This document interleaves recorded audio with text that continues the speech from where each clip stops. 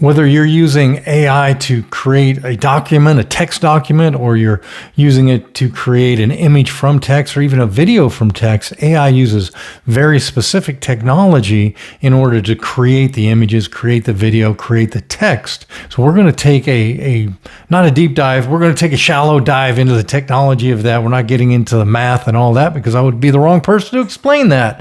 If you want to take a deep dive into the math and the linear regression, nonlinear regression, and the math behind neural networks, then you need a data scientist or a computer scientist for that piece.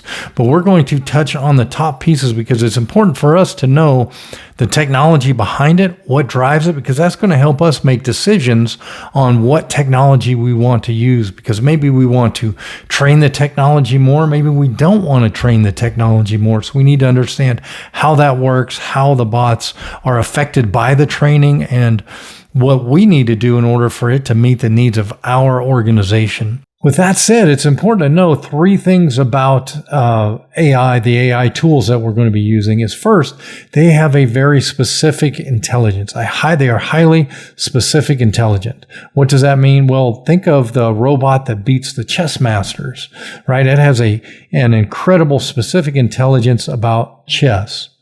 But you know what? It can't even play tic-tac-toe. It doesn't have a general intelligence. It has a very low general intelligence. So AI has high specific intelligence, very low general intelligence, and it's continually being trained on that specific intelligence. So think about whenever you hit thumbs up or thumbs down on an image that was generated or some text copy that it created, you're helping train that bot to say, okay, I'm getting closer to where I need to be. These AI tools are taught on billions and trillions of sets of data. So the more data, the more accurate the bots get. They were never going to be 100%. They're never meant to be 100%. Just like people in our general intelligence, we are not ever meant to be 100% correct. The bots aren't either.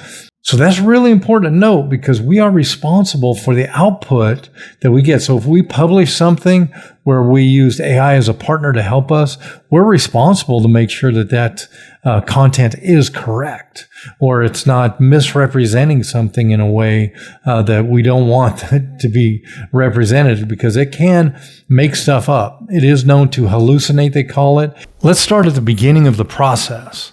So you type in whatever you want to be made, a bear riding on a bike, whatever it may be, a purple ice cream cone with chocolate ice cream, whatever it may be, and poof, you get it. So initially we do the input. Now, when we do the input, it can go through a neural network. Most likely it's going to go through some type of neural network.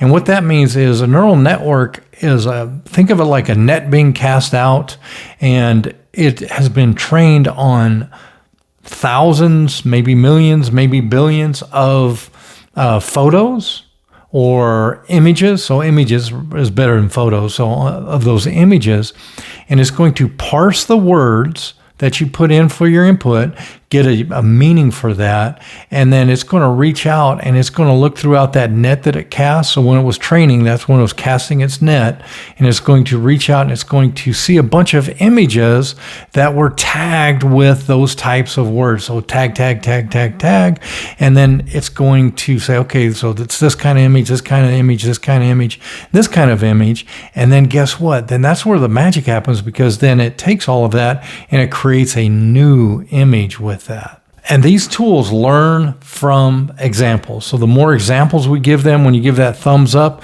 you're actually teaching that tool. So that, in a nutshell, is how it works. It's basically a neural network, and that's just a net that's being cast out, and it's looking at images that have been tagged. And a lot of times in the very beginning, these images were tagged by people.